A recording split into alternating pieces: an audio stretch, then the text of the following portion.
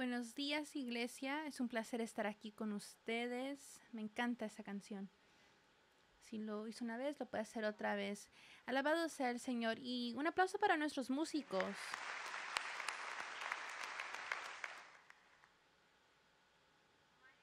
Mi nombre es Ali. Y es un privilegio estar aquí esta mañana con ustedes. WAC es mi hogar. Hemos estado aquí por 15 años, mi familia. Y me encanta seguir a Jesús con todos ustedes. Vamos a seguir una serie que se llama Bellezas en las Dificultades. Y estamos viendo la confianza de Pablo de sus increíbles dificultades cuando escribe su última carta a la iglesia de Corintio. La difícil aún bella verdad en las palabras de Pablo es una invitación para que nos preguntemos cómo Dios en su bondad y lealtad sigue a usar nuestras heridas del pecado y del rechazo y del quebranto, adicción aún, como el instrumento por cual se muestra bellamente el Evangelio. Como de esa manera sigue mostrándole al mundo la bondad de Jesús. Leonard Cohen, compositor canadiense, escribió una canción que se llama Anthem. Y no es lo que se considera música cristiana, pero creo que la letra señala algo que vamos a descubrir en la escritura hoy. La letra es: toca las campanas que aún pueden sonar, olvida tu oferta perfecta, hay una grieta en todo. Así es como entra la luz. Cohen nunca profesaba públicamente su fe en Jesús y rara la vez que compartía el significado de su música, pero en una entrevista única compartió el significado de la letra de Anthem. Dijo: por ahí entra la luz y ahí está la resurrección y ahí está el regreso, ahí está el arrepentimiento con la confrontación, con el quebranto de las cosas. Yo creo que Cohen estaba descubriendo algo. Hay verdad en la palabra de Dios. Y si nosotros aplicamos esa letra hoy en día como seguidores de Jesús, quizás no diríamos, no es así como entra la luz, sino que por ahí sale la luz. Antes de que empecemos con la escritura y vamos a explorar como las grietas y las cargas y las heridas son instrumentos del tesoro del Evangelio, quiero tomar un momento para sinceramente aceptar en este espacio que nada de la pérdida y del dolor es hermoso. Ver a los niños huir de Ucrania en los subterráneos con terror de la guerra no es de ninguna manera hermosa. Enterarte que tu cónyuge te ha sido infiel no tiene algo hermoso. Recibir un diagnóstico terminal, tener ataques de pánico, perder a un hijo, nada de eso es hermoso. De hecho, yo diría que eso se siente como la muerte. Entonces, hoy cuando estamos viendo a la realidad de lo que significa ser un humano quebrantado, la belleza no se encuentra en el quebranto necesariamente, sino en el misterio de que Dios nos escoge como su vitrina del Evangelio, que estamos llenados bellamente con la gloria y esperanza y el amor de Dios. Lo que Pablo dice, vajillas de barro, contiene el tesoro más grande de toda la creación, el Evangelio de Jesucristo. Entonces vamos a abrir nuestras Biblias, si lo tienen, su Biblia, 2 Corintios capítulo 4, o en un app, pero aquí lo voy a tener en la pantalla también. Antes de que empecemos, el pastor John Riley nos ha ayudado a través de esta serie en 2 Corintios y hemos explorado cómo nuestras heridas es fundamental para que Dios nos transforme con la meta final de sanar a los demás. Aprendimos que ningún discípulo es excluido de esta dificultad. De hecho, Pablo dijo que somos cautivos de Jesús. Significa que se ganó la batalla, pero seguimos a nuestro rey hasta la muerte, antes de la resurrección. Entonces, en el capítulo 4 de 2 Corintios, verso 5, dice: no nos predicamos a nosotros mismos, sino a Jesucristo como Señor. Nosotros no somos más que servidores de ustedes por causa de Jesús, porque Dios, que ordenó que la luz resplandeciera en las tinieblas, hizo brillar su luz en nuestro corazón para que conociéramos la gloria de Dios que resplandece en el rostro de Cristo. Pero tenemos este tesoro en vasijas de barro para que se vea tan sublime poder viene de Dios y no de nosotros. Nos vemos atribulados en todo, pero no abatidos, perplejos pero no desesperados, perseguidos pero no abandonados, derribados pero no destruidos. Donde quiera que vamos, siempre llevamos en nuestro cuerpo la muerte de Jesús para que también su vida se manifieste en nuestro cuerpo. Pues a nosotros, los que vivimos, siempre se nos entrega la muerte por causa de Jesús, para que también su vida se manifieste en nuestro cuerpo mortal. Así que la muerte actúa en nosotros y en ustedes la vida. Cada dificultad, cada grieta es una oportunidad para mostrar la luz del Evangelio cada uno. Aún lo que vemos aquí, lo que está diciendo Pablo, es que hay una tentación a anexarnos a un líder humano, alguien más atrayente, alguien más seguro, aunque sea un mensaje un poco diferente. Es más fácil cubrir las grietas, nuestras vulnerabilidad y lo que está pasando en el mundo si damos nuestra lealtad a un ser humano. Y amigos, esto ha existido desde el inicio, no es nada nuevo. Lo que nos enfrentamos hoy no es nada nuevo. Pero Pablo está diciendo a esta iglesia que para que el Evangelio pueda resplandecer en toda su gloria, nosotros tenemos que ser Jesús. Eso es lo que predicamos. Porque dice, no nos predicamos a nosotros mismos, sino a Jesucristo como Señor. Nosotros no somos más que servidores de ustedes por causa de Jesús. No nos predicamos a nosotros mismos. No tenemos el Evangelio de Jesús. Primero de Corintios, Pablo dice eso a la comunidad. Era la segunda carta de Pablo a esta iglesia y tuvo que firmemente tratar esa división y sobre quién seguían. En el primer capítulo dijo, hermanos míos, porque algunos de la familia de Cloé me han informado que hay rivalidades entre ustedes. Me refiero a que unos dicen, yo sigo a Pablo, otros dicen, yo a Apolos, otro, yo a Cefas, y otros, yo a Cristo. ¿Está dividido Cristo? ¿Acaso Pablo fue crucificado por ustedes o es que fueron bautizados en el nombre de Pablo? Y luego sigue, 2 capítulos después, tiene que decir, yo sigo a Pablo y otro yo a Apolos. ¿No es porque están actuando con criterios humanos? Después de todo, ¿qué es Apolos? ¿Qué es Pablo? Nada más que servidores por medio de los cuales ustedes llegaron a creer, según lo que el Señor le asignó a cada uno. Y no creo que es necesario que yo dé un ejemplo de cómo pasa esto hoy en día. Creo que todos sabemos cómo pasa eso, pero es importante tomar una pausa y considerar cómo Dios sigue hablando por las palabras de Pablo a nosotros el día de hoy. Hemos permitido que nuestras identidades sean profundamente arraigadas en líderes, en seres humanos y sus ideas. Porque amigos, a veces cuando se forman esas grietas como sociedad, en nuestras casas, en nuestras comunidades, se siente más seguro unirnos a lo que está diciendo otra persona. O quizás hemos dejado que parte desde nosotros mismos, nuestras carreras, nuestros matrimonios, nuestra soltería, nuestra sexualidad, estatus, que se convierta en lo central de nuestra identidad porque es más fácil cubrir las grietas con eso, en vez de encontrar nuestra identidad en Jesús. Y amigos, esta batalla es fuerte. Si somos sinceros, vivimos en una cultura hoy en día donde nos forman y nos enseñan que creemos nuestras propias plataformas y sitios sobre quién somos. Y las redes sociales, sitios de marketing, LinkedIn, ninguna de esas cosas son malas intencionalmente. De hecho, me imagino que así es como se comunican con amigos, familia, nietos, amigos de la escuela. Puede ser un regalo, pero no es neutral. No es neutral. Nos forma en cierta capacidad. Y es una manera en que comunicamos nuestras vidas. Y lo que está diciendo Pablo es presten atención a lo que sus vidas están comunicando. Y más importante, ¿qué es lo que va a salvar? ¿Qué es el Evangelio? Una persona clave en la historia redentora de Dios es el hombre Juan el Bautista. Y lo que leemos en la Escritura, que este hombre tuvo un llamado increíble para señalar a los demás a Jesús. Y en el Evangelio de Mateo, en aquellos días se presentó Juan el Bautista predicando en el desierto de Judea. Decía, arrepiéntense porque el reino de los cielos está cerca. que se había escrito del profeta Isaías.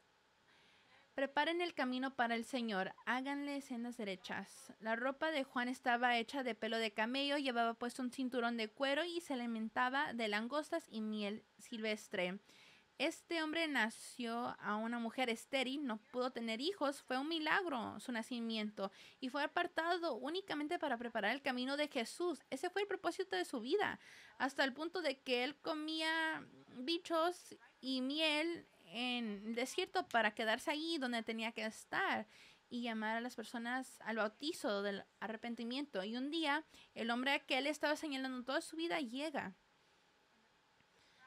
Y la multitud están confundidos. ¿A dónde vamos? Y él dice, no me sigan a mí, síganlo a él. De él es el que he estado hablando. Él es la razón que han sido bautizados. Síganlo a él. Y claro, la multitud preguntan, ¿por qué ya no tienes multitud? ¿Por qué no estás bautizando? ¿Y qué dice? El que tiene a la novia es el novio. Pero nosotros somos la novia, la iglesia, el amigo del novio que está a su lado y lo escucha. Se llena de alegría cuando oye la voz del novio. Esa alegría es mía. Él debe de ser más grande y yo menos. Esa alegría fue de Juan. Y saben lo increíble, amigos, este hombre ya no es lo principal de esta historia y tiene una muerte humillante. Nació en milagro, señaló a Jesús toda su vida y luego muere de una manera tan humillante. Y yo fui a una conferencia una vez y el tema era tu propósito y les garantizo no están predicando la vida de Juan porque eso no es nuestro propósito. Encontramos nuestro propósito en otro lugar. Y quizás hoy podemos empezar con esta oración y cada mañana, cada día. Jesús, que no sea mi voluntad sino la tuya. No mi voluntad sino la tuya. Luego, Pablo señala que es por medio de nuestra debilidad que el poder de Dios en Jesús se muestra. Luego en esta carta, Pablo comparte que él tiene un tormentor, un dolor, algo tan debilitante que él clamaba a Dios para que se lo quitara, pero él comparte que su respuesta es esto: te basta con mi gracia, pues mi poder se perfecciona en la debilidad. Por lo tanto, gustosamente haré más bien hablar de mis debilidades para que permanezca sobre mí el poder de Cristo. Pablo sinceramente estaba doliendo, no era un masoquista que le gustaba sufrir, era un hombre que estaba atormentado y le rogaba a Dios que le quitaba esa tortura. Y lo que está diciendo es que no podemos atenernos a nuestra propia fuerza y comodidad y a la vez sentir el poder de Dios, el Dios que resucita a los muertos. Si el Evangelio es buenas noticias de reconciliación, redención y resurrección, entonces eso significa que la debilidad y muerte son prerequisitos. Pablo dice, pero tenemos este tesoro en vasijas de barro para que se vea que tan sublime poder viene de Dios y no de nosotros. Y los lectores de Pablo de esta carta pensaron que las vasijas de barro son baratas, era algo provisional, los ricos y los pobres lo tenían y luego uno los botaba. Y si soy sincera, cuando yo pienso del barro, sí es frágil, pero no es algo barato. Si uno ha ido a Color Me Mine, no hay nada barato de ahí. Si uno lleva a sus hijos ahí, uno les dice ni respiren ni se muevan. Si ven algo que les gusta, me lo susurran. Cuando yo entro a ese lugar, yo veo como millones de dólares. Eso es lo único que yo veo. No veo barato. Pero la realidad es que Pablo está declarando firmemente que somos más frágiles de lo que sabemos. Fácilmente nos quebramos con un propósito provisional. Las grietas se van a formar, quebradura va a ocurrir y un día vamos a regresar al polvo de que fuimos creados hasta que seamos resucitados en la gloria. Y uno de nosotros aquí batallamos que se dejen ver esas grietas. Yo batallo con eso. se siente peligroso, se siente muy vulnerable. Quizás crecieron en una familia que creó una cultura de discreción. Sonrían, fotos familiares, a veces con los perros. Todo está bien. Finjan que todo está bien. Una regla en estas familias es ni pregunten ni cuenten. Pero nosotros adoramos a un Salvador que se llama el hijo y el hermano del estéril, del quebrantado, del agredido. Cuando nosotros vemos la escritura y vemos el llamado intencional del linaje de Jesús, él llamó a las prostitutas, los asesinos, los ladrones, judíos y gentiles, que todos son su familia. Por medio de una familia que nosotros diríamos que es vergonzoso y escandaloso y algo que ver en la tele, allí llegó el Salvador. Y en la familia de Jesús nosotros sí contamos, porque así lo glorificamos. Pablo sigue a contar la experiencia de tal tesoro y dice, nos vemos atribulados en todo, pero no abatidos, perplejos, pero no desesperados. Esta palabra es tlibo, que significa limitado o restringido. Y muchos aquí de nosotros no nos sentimos bonito cuando escuchamos la palabra restringido. Yo pienso como me castigaron como adolescente porque mi mamá jamás dijo castigada, dijo estás restringida. Y recuerdo pensar, ni siquiera sé qué significa eso. Sé que no es bueno y hice algo malo. Pero según la escritura, y más importante las palabras de Jesús en la escritura, ese es el camino a la vida. En Mateo capítulo 7 dice, entren por la puerta estrecha, porque es ancha la puerta y espacioso el camino que conduce la destrucción. Ser atribulado es caminar en una manera limitada y restringida. Pero la promesa de Jesús es que la puerta estrecha es camino que conduce a la vida. Quizás podemos empezar con permitirnos un lugar y la gracia para considerar cómo respondemos a sentirnos limitados. No muy bien, si somos sinceros. Pero si tomamos las palabras de Pablo y las palabras de Jesús, podemos ver que el Evangelio se muestra cuando estamos en el medio de una limitación. Miren a las iglesias oprimidas de la iglesia o en la historia de la iglesia. Más oprimidos, más se enseña el Evangelio. Perplejos. Aporeo en griego significa confundido. ¿Alguien ha estado confundido en estos años recientes? Si necesitan ayuda, déjenles enseño algo para que lo sientan. Me van a ver como loca, pero esperen. Escojan su favorito noticiero. No me digan cuál es, por favor. Escojan su favorito noticiero. Véanlo por un rato y luego vayan al opuesto. Y luego pasen y uno en el otro y se van a sentir confundidos. O algo más divertido, vean su favorito noticiero que prefiere y luego 6 meses después vaya al opuesto y les garantizo que van a ver el mismo mensaje. Es muy confuso. Otra palabra para perplejo es ofendido. ¿Alguien se ha sentido ofendido?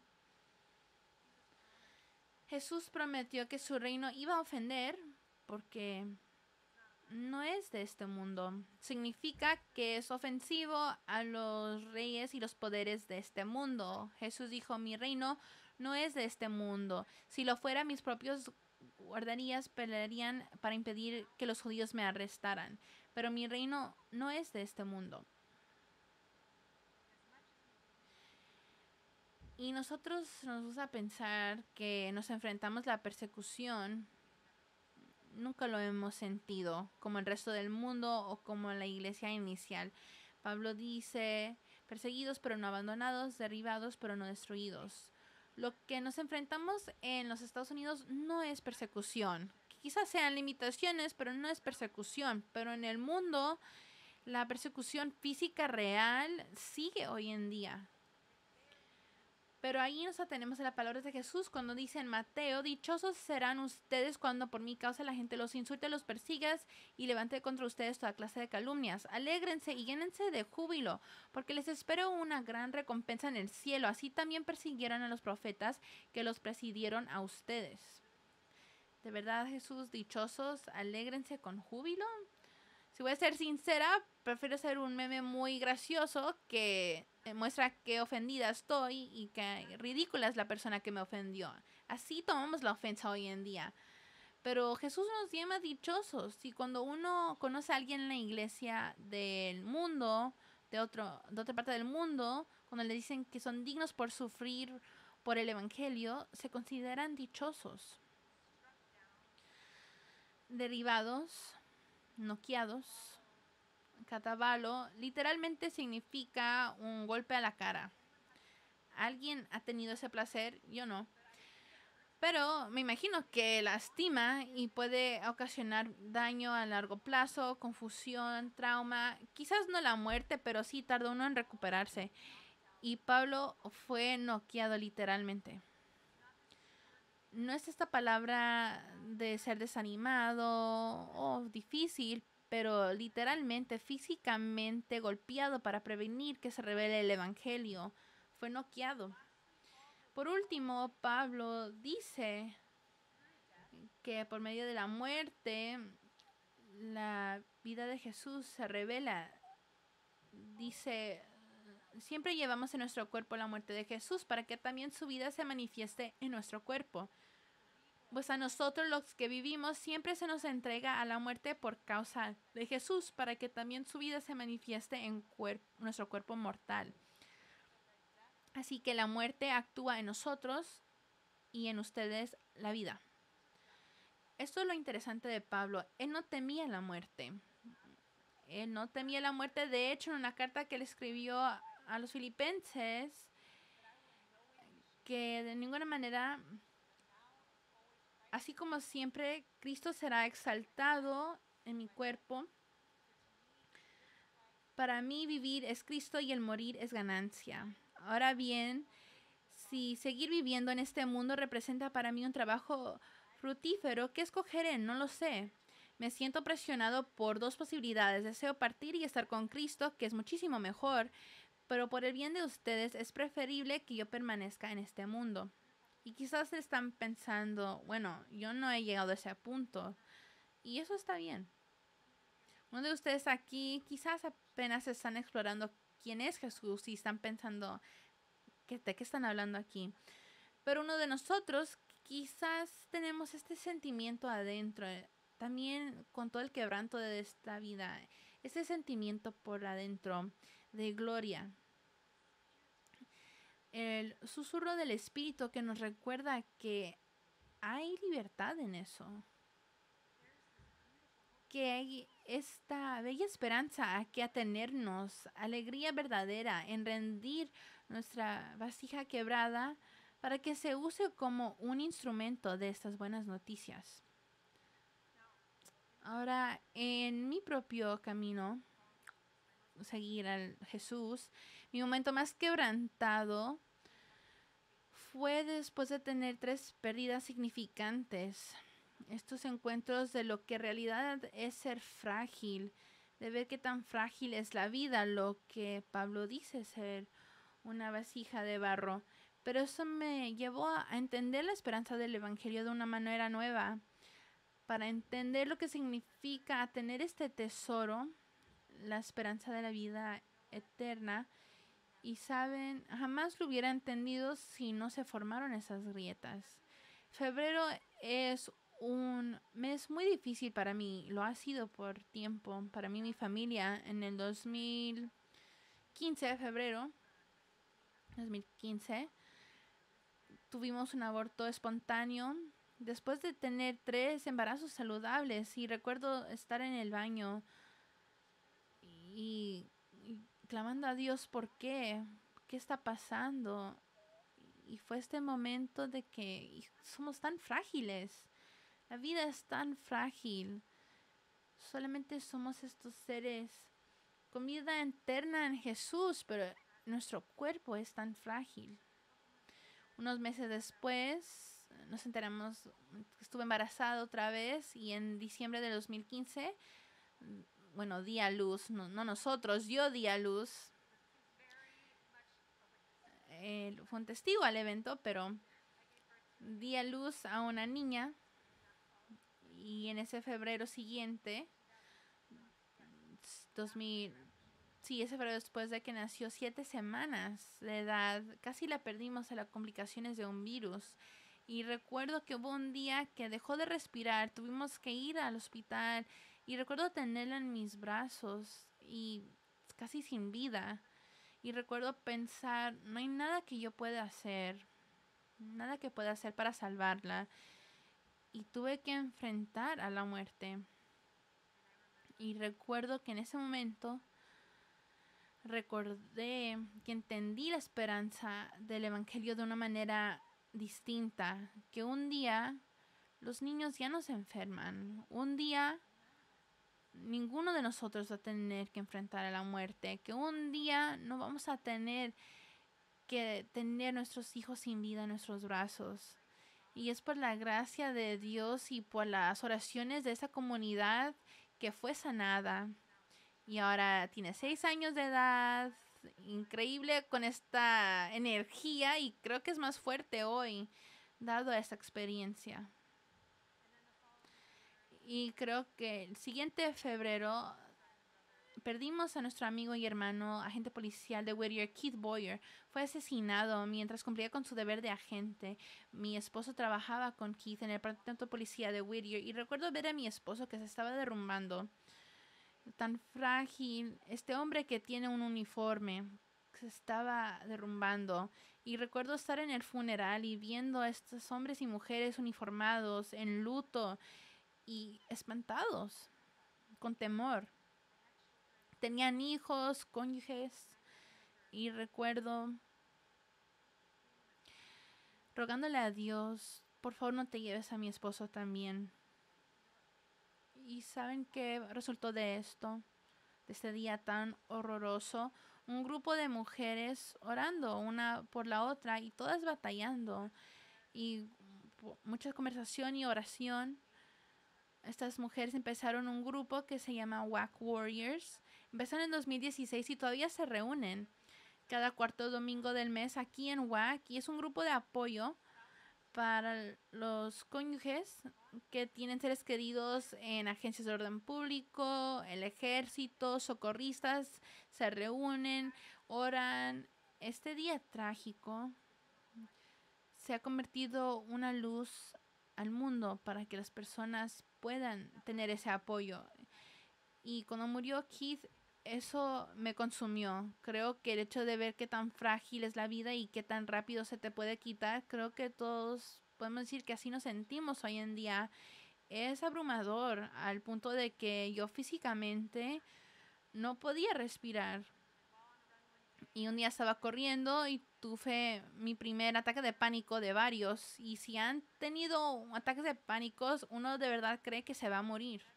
Y cada vez que yo me iba a correr, sentía que empezaba. Y en ese momento, así cuando tenía a mi hija en mis brazos ese día en el carro, me di cuenta que tengo un Dios que me da el regalo del aliento y nadie me lo puede quitar.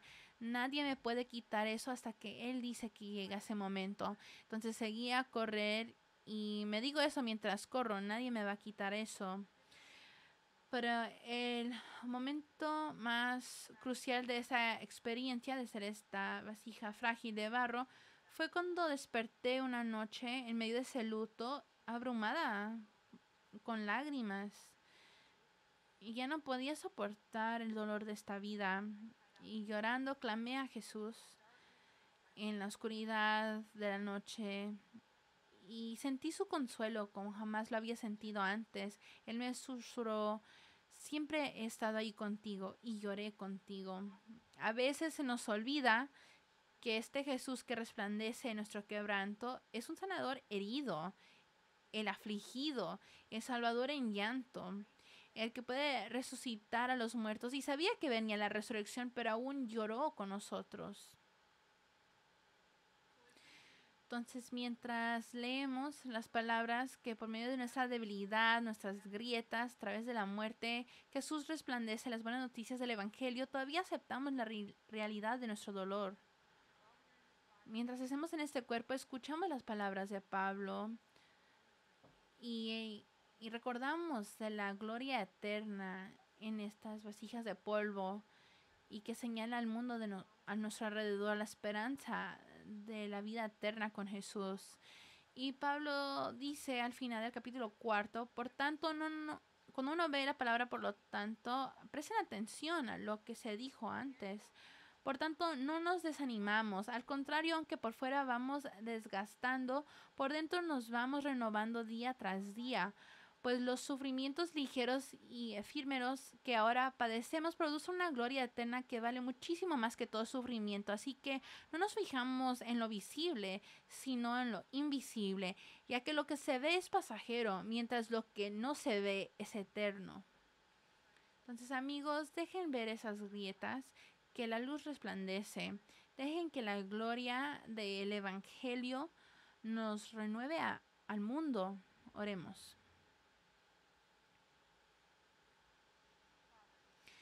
Padre, llegamos ante ti esta mañana, quebrantados, frágiles, vasijas. Dios, tú sabes que cada herida aquí, cada tentación y duda, y todavía nos llamas. Dios, quiero orar que si hay alguien aquí en este cuarto que esté viendo por internet o en el patio, que jamás han entregado su ser a ti, que los encuentres ahí donde están, en sus pensamientos, entréguense a Dios. Él quiere aceptarte tal como eres, frágil, quebrantado. Y quiero orar sobre cada mujer, hombre, niño en este lugar, Dios. Que les dé una bendición, conociendo tu amor y que resplandece por cada grieta, en cada espacio. Por el nombre de Jesús sea exaltado en ese nombre. Amén. Ahora tenemos la alegría más emocionante de este sermón, el bautizo de John. John es un joven increíble, lo he visto crecer estos años y es un privilegio y honor. John, ¿tú crees que Jesús te ama con todo y que ha dado su vida por ti y lo haces el Señor de tu vida y lo vas a seguir todos los días de tu vida? Sí. Bueno, es nuestro honor bautizarte, John, en nombre del Padre, del Hijo y del Espíritu Santo.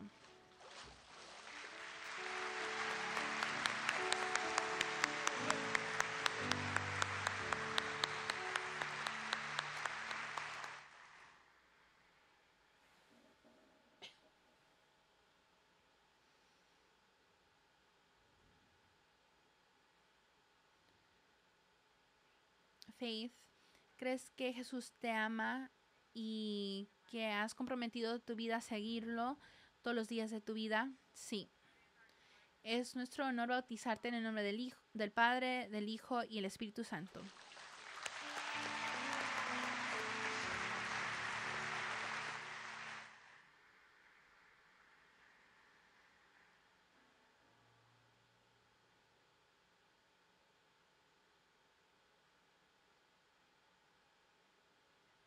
Hola, Justin. Hola. Justin, es un honor ser testigos de tu profesión de Jesús. ¿Crees que Jesús te ama y lo has hecho el Señor de tu vida? Sí. Bueno, es nuestra alegría bautizarte en el nombre del Padre, del Hijo y del Espíritu Santo.